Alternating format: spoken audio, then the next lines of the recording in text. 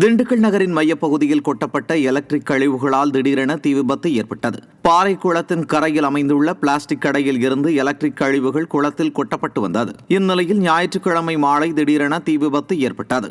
வேகமாக தீ பரவிய நிலையில் சுமார் 1 மணி நேர போராட்டத்திற்கு பின் தீ முழுவதும் அணைக்கப்பட்டது.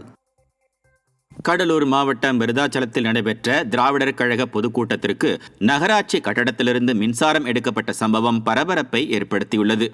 பாலக்கரை அம்மா உணவகம் அருகே நடைபெற்ற பொதுக்கூட்டத்திற்கு துப்புரவு பணியாளர் அலுவலக இணைப்பிலிருந்து மின்சாரம் எடுக்கப்பட்டதாக கூறப்படுகிறது. இது அப்பகுதி மக்களை ஆத்திரமடைய செய்துள்ளது. திராவிடர் கழக கூட்டத்திற்கு மக்களின் வரிப்பணத்தின் மூலம் நகராட்சி சார்பில் மின்சாரம் அளிக்கப்பட வேண்டுமா என அப்பகுதியினர் ஸ்டாலின் அரசுக்கு காட்டமாக கேள்வி எழுப்பியுள்ளனர்.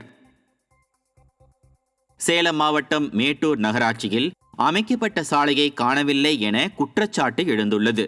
கேம்ப் அண்ணா நகரில் வசித்து வரும் வெங்கடாச்சலம் என்பவர் சேதமடைந்த சாலையின் விவரங்கள் குறித்து தகவல் அறியும் உரிமை சட்டம் மூலம் தகவல்களை பெற்றார். இதில் புதிய தார் சாலையானது 2023ஆம் ஆண்டு துவங்கி 2024ஆம் ஆண்டு வரை 4 மீட்டர் அகலத்தில் அமைக்கப்பட்டதாக கூறப்பட்டிருந்தது அவரை அதிர்ச்சியடைய செய்துள்ளது. முற்றிலும் சேதமடைந்து மண் சாலை போல் மாறிய சாலையானது புதுப்பிக்கப்பட்டதாக போலியான தகவல்கள் குறிப்பிடப்பட்டிருப்பதாக அவர் குற்றம் சாட்டியுள்ளார். இன்னும் எத்தனை மோசடிகள் ஸ்டாலின் ஆட்சியில் நடைபெற்றுள்ளன என பொதுமக்கள் கேள்வி எழுப்பி வருகின்றனர்.